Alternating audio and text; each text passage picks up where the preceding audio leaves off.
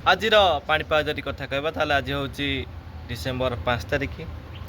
ସୃଷ୍ଟି ହୋଇଛି ଗୁରୁଚାପ ବଳୟ ଉତ୍ତର ଭାରତରେ, ଯାହାଫଳରେ କି ଉତ୍ତର ଭାରତରୁ ଥଣ୍ଡା ବାୟୁ ଗୁରୁଚାପ ବଳୟ ପ୍ରଭାବରେ ମାତ୍ରାଧିକ ଭାବରେ ଓଡ଼ିଶାକୁ ପ୍ରବେଶ କରୁଛି, ଯାହାଫଳରେ କି ଶୀତର ପ୍ରକୋପ ମଧ୍ୟ ବୃଦ୍ଧି ଘଟିଛି ଏବଂ ତାପମାତ୍ରା ହ୍ରାସ ଘଟୁଛି।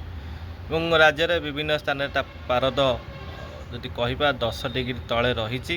ଝାରସୁଗୁଡ଼ା ଆଜି ମଧ୍ୟ 10 ଡିଗ୍ରୀ ପାଖାପାଖି ଆସିଛି ଏବଂ କେନ୍ଦୁଝର, ମୟୂରଭଞ୍ଜ, ସୁନ୍ଦରଗଡ଼ ଏବଂ କନ୍ଧମାଳ ଏହି ତମାମ ଅଞ୍ଚଳ ଯଦି କହିବା ଉତ୍ତର ପଶ୍ଚିମ ଜିଲ୍ଲାମାନଙ୍କରେ ଏବଂ ଦକ୍ଷିଣ ଓଡ଼ିଶା ଜିଲ୍ଲାମାନଙ୍କରେ, ଆଭ୍ୟନ୍ତରୀଣ ଓଡ଼ିଶାରେ ମଧ୍ୟ ବ୍ୟାପକ ମାତ୍ରାରେ ଶୀତର ପ୍ରକୋପ ବୃଦ୍ଧି ଘଟିଛି ଏବଂ ଉପକୂଳ ଓଡ଼ିଶାରେ ତାପମାତ୍ରା 14ରୁ 15 ଡିଗ୍ରୀ ମଧ୍ୟ ରହୁଛି। କିନ୍ତୁ ଆଗାମୀ ଦିନମାନଙ୍କରେ ଉପକୂଳ ଓଡ଼ିଶାରେ ମଧ୍ୟ ତାପମାତ୍ରା ଯଦି କହିବା ତାହେଲେ 10ରୁ 12 ଡିଗ୍ରୀ ମଧ୍ୟକୁ ଆସିପାରେ। ତ ଏଇଭଳି ସ୍ଥିତି ଉପୁଜିପାରେ ଆଗକୁ ଏବଂ ଲଙ୍ଗ୍ ଭିଡ଼ିଓ ମାଧ୍ୟମରେ ଶୀତର ପ୍ରକୋପ ବୃଦ୍ଧି ଘଟିବା କାରଣ ଏବଂ କେତେ ତାରିଖ ପର୍ଯ୍ୟନ୍ତ ଶୀତ ପ୍ରକୋପ ଦେଖିବାକୁ ମିଳିବ।